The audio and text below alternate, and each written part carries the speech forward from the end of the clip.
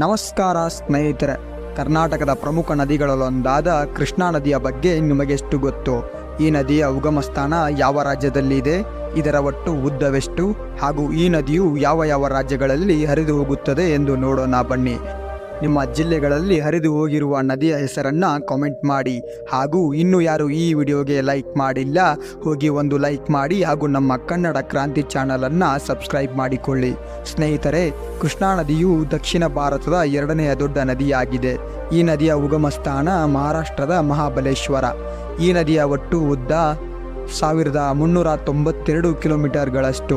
ಈ ನದಿಯು ಮಹಾರಾಷ್ಟ್ರ, ಕರ್ನಾಟಕ ಹಾಗೂ ಆಂಧ್ರ ಪ್ರದೇಶ ರಾಜ್ಯಗಳಲ್ಲಿ ಹರಿದು ಬಂಗಾಳ ಕೊಲ್ಲಿ ಸಮುದ್ರವನ್ನು ಸೇರುತ್ತದೆ.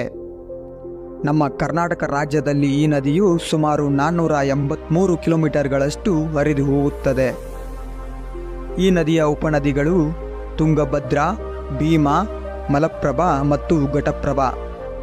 ಸ್ನೇಹಿತರೆ, ಈ ನದಿಗೆ ನಿರ್ಮಿಸಲಾದ ಅಣೆಕಟ್ಟುಗಳು ಯಾವುವು ಎಂದರೆ ಕೊಯ್ನಾ ಅಣೆಕಟ್ಟು, ಕರ್ನಾಟಕದ ಆಲಮಟ್ಟಿ ಅಣೆಕಟ್ಟು ಮತ್ತು ನಾರಾಯಣಪುರಗಳಲ್ಲಿ ಹಾಗೂ ಆಂಧ್ರ ಪ್ರದೇಶದಲ್ಲಿ ಶ್ರೀಶೈಲಂ ಮತ್ತು ನಾಗಾರ್ಜುನ ಸಾಗರದಲ್ಲಿ ಈ ಕೃಷ್ಣಾ ನದಿಗೆ ಅಣೆಕಟ್ಟುಗಳನ್ನು ನಿರ್ಮಿಸಿದ್ದಾರೆ.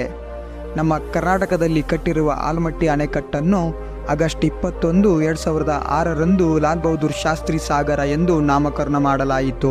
ಅವತ್ತಿನ ರಾಷ್ಟ್ರಪತಿಯಾಗಿದ್ದ ಅಬ್ದುಲ್ ಕಲಾಂ ರವರು ಈ ಅಣೆಕಟ್ಟನ್ನು ಉದ್ಘಾಟನೆ ಮಾಡಿದರು. ನಮ್ಮ ಈ ವಿಡಿಯೋ ನಿಮಗೆ ಇಷ್ಟವಾದರೆ ಒಂದು ಲೈಕ್ ಕೊಟ್ಟು ನಮ್ಮ ಕನ್ನಡ ಕ್ರಾಂತಿ ಚಾನಲನ್ನು ಸಬ್ಸ್ಕ್ರೈಬ್ ಮಾಡಿಕೊಳ್ಳಿ. ಹಾಗೂ ನಮ್ಮ ಇನ್ಸ್ಟಾಗ್ರಾಮ್ ಮತ್ತು ಫೇಸ್ಬುಕ್ ಪೇಜ್ಗಳನ್ನು ಫಾಲೋ ಮಾಡಿ. ಧನ್ಯವಾದಗಳು ಸ್ನೇಹಿತರೆ.